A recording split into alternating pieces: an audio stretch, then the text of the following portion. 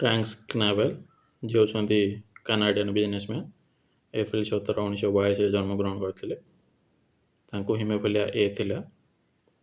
ସେ 1963ରେ world federation of ହିମୋଫିଲିଆ establish କରିଥିଲେ। ତାପରେ ୱାର୍ଲଡ ଫେଡେରେସନ୍ ଅଫ୍ ହିମୋଫିଲିଆ ତାଙ୍କର ଜନ୍ମଦିନକୁ 1989ରେ ୱାର୍ଲଡ ହିମୋଫିଲିଆ ଡେ ରୂପେ ପାଳନ କରିବା ଆରମ୍ଭ କଲା। ଥିମ୍ ଅଛି ଏ ବର୍ଷର diagnosis the first step to care.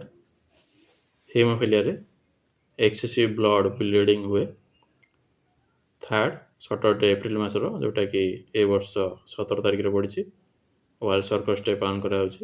2010ରେ ଆରମ୍ଭ ହୋଇଥିଲା ପ୍ରିନ୍ସେସ୍ ଷ୍ଟେଫେନିଙ୍କ ଦ୍ୱାରା, ଯିଏ ହେଉଛନ୍ତି ମୋନାକୋର, ଆଉ ଫେଡେରେସନ୍ ମଡେଲେ ଡୁ ସର୍କ ଦ୍ୱାରା।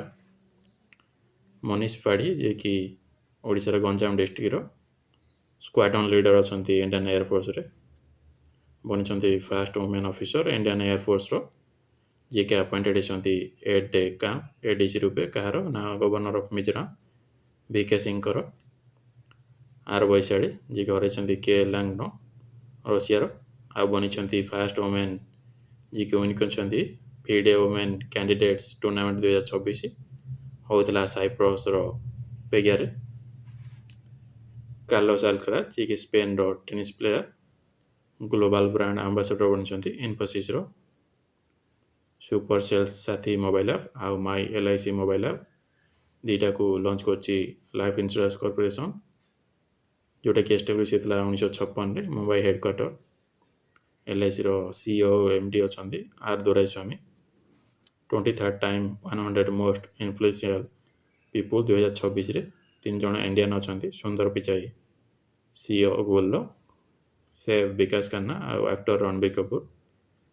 ଆଉ 3 ଜଣ ଫେମସ୍ ପର୍ସନାଲିଟି ଅଛନ୍ତି। ବଲେନ୍ଦର ଶାହା, ଯିଏକି ନେପାଳର ନୂଆ PM ହେଇଛନ୍ତି, ଆଉ ଜି ଜିନପିଙ୍ଗ ଚାଇନାର, ଆଉ ଡୋନାଲ୍ଡ ଟ୍ରମ୍ପ ଆମେରିକାର। ଅଜିତ କୁମାର ମହାନ୍ତି, ଯିଏକି ମେ 2023ରେ ଆପଏଣ୍ଟେଡ୍ ହେଇଥିଲେ ଚେୟାରମ୍ୟାନ୍ ଆଉ ସେକ୍ରେଟାରୀ। AECର ଚେୟାରମ୍ୟାନ୍ ଆଉ DAEର ସେକ୍ରେଟାରୀ ଆପଏଣ୍ଟେଡ୍ ହେଇଥିଲେ। ଗୋଟେ ବର୍ଷର ଅବଧି ତାଙ୍କର ବଢ଼େଇ ଦିଆଯାଇଛି ଏପ୍ରିଲ 11 ତାରିଖରୁ। ଆଟମିକ୍ ଏନର୍ଜି କମିଶନ, ଯେଉଁଟାକି 1948ରେ ଏଷ୍ଟାବ୍ଲିଶ୍ ହେଇଥିଲା Mumbai headquarter. Department of atomic energy, ଯେଉଁଟାକି 1954ରେ ଏଷ୍ଟାବ୍ଲିଶ୍ ହେଲା Mumbai headquarter. Department of atomic energy prime ମିନିଷ୍ଟରଙ୍କ ଅଣ୍ଡରରେ ଥାଏ। ଏଟାକୁ ପ୍ରଥମେ ଏଷ୍ଟାବ୍ଲିଶ୍ କରିଥିଲେ ଆମର ପ୍ରଥମ PM ଜବାହରଲାଲ ନେହେରୁ, ଆଉ ଏହାର ପ୍ରଥମ ସେକ୍ରେଟାରୀ ହେଇଥିଲେ ହୋମି ଜାହାଙ୍ଗୀର ବାବା। ଦିଲ୍ଲୀ ଡେରାଡୁନ ଇକୋନୋମିକ୍ କରିଡର, ଯେଉଁଟାକି PM ମୋଦି ଇନାଗୁରେଟ୍ କରିଛନ୍ତି। 213 କିଲୋମିଟର 6 ଲେନ୍ ଏକ୍ସପ୍ରେସ୍ ୱେ ଆଉ 12 kilometre wildlife elevated corridor, ଯେଉଁଟାକି ହେଉଛି ଏସିଆର longest. 12 kilometre wildlife elevated corridor ବନିଛି, ଯେଉଁଥିରେ କି ବିନା ଜଙ୍ଗଲ କାଟି, ଯେଉଁଥିରେ ଜୀବଜନ୍ତୁ ଯିବା ଆସିବା କରିପାରିବେ। ମଝିରେ ଏକ୍ସପ୍ରେସ୍ ୱେ ଯାଇଛି, ତଳେ ଜୀବଜନ୍ତୁ ଚାଲିପାରିବେ, ଉପରେ ଗାଡ଼ି ଯାଇପାରିବ। ଜଙ୍ଗଲ ଫଙ୍ଗଲ ନ କାଟିକି, ଗଛପତ୍ର ନ କାଟି କରାଯାଇଛି, ସେଥିପାଇଁ ଏଇଟା ଇମ୍ପୋର୍ଟାଣ୍ଟ।